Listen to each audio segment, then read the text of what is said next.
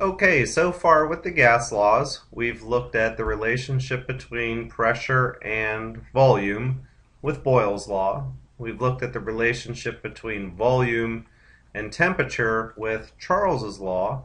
Now what we're going to do is take a look at the relationship between volume and moles using Avogadro's law. One thing I want to emphasize before we get started is that the symbol for moles is N. So when we're using these laws, we'll set up Avogadro's law is V1 over N1. That means our initial volume and our initial moles. Okay, first of all, let's talk a little bit about volumes and moles. One thing we want to get across in this unit is that the pressure, the volume, the temperature, and the moles of gas present in a system are all going to be affected by a change in any one of those variables.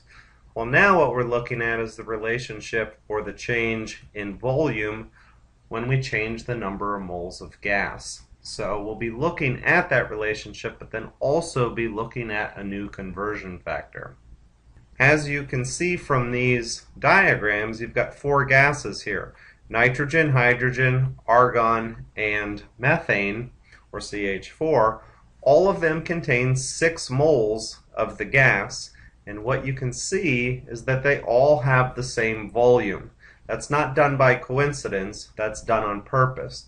So what we're going to do is look at that relationship that Avogadro came up with volumes and moles of gas.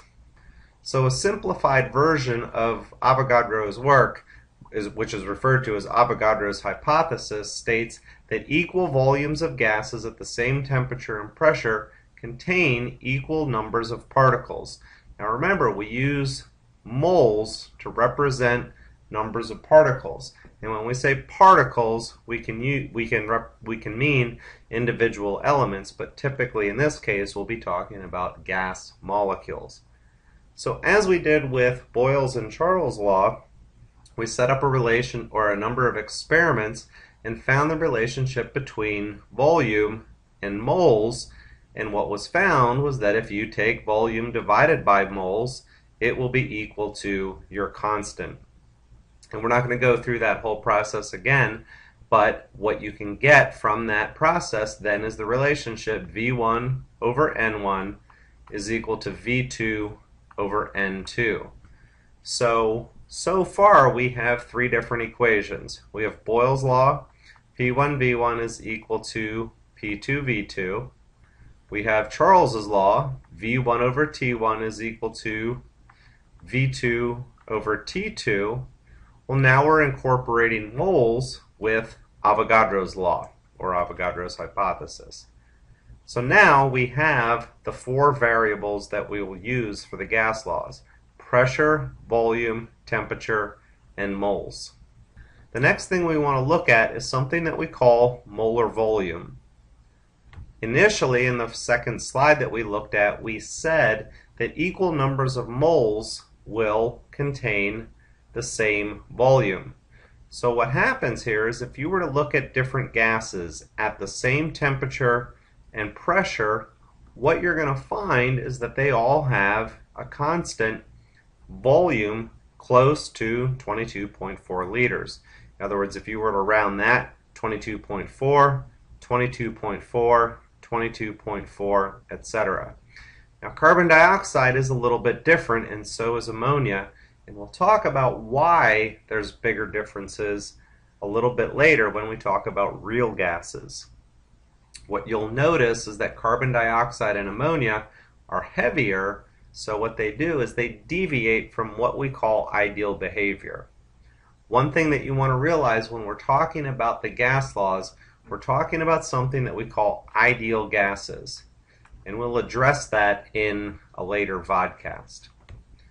So what we do with this relationship, if 1 mole of any gas has the same volume, we can set up a conversion factor. 1 mole is equivalent to 22.4 liters.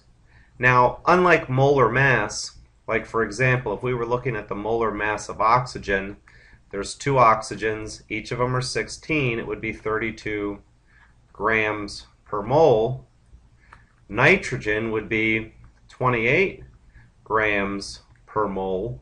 So each different gas has a different molar mass, but all gases, 1 mole of those gases would occupy the same volume. That's what we refer to as molar volume. So when we're doing chemistry problems, this is a very important relationship, because if you run across a problem where the gas is at what we call standard temperature and pressure, in other words 0 degrees Celsius and 1 atmosphere, this relationship holds true. 1 mole of that gas will be 22.4 liters. But you've got to be careful here, because if you're at non-standard conditions, that relationship doesn't hold true. And we'll address that topic in another podcast also. So let's just do a real simple problem. And you're used to these problems now that we've covered Boyle's law and Charles' law, so this will be very easy. You've got a sample containing 0.614 moles, and it's at 12 degrees Celsius with a volume of 12.9 liters. What will the volume be? So we're solving for volume. That's a question mark. Let me rewrite that so you don't think it's a 2. What will the volume be if 0.755 moles, actually let me write an N there, if 0.755 moles at the same temperature occupies that volume? So what we're doing, we have our initial moles and final moles. We have our initial volume, and we're trying to find our final volume. So again, the relationship is V1, 12.9 liters, over N1, 0.614 moles, is equal to V2 over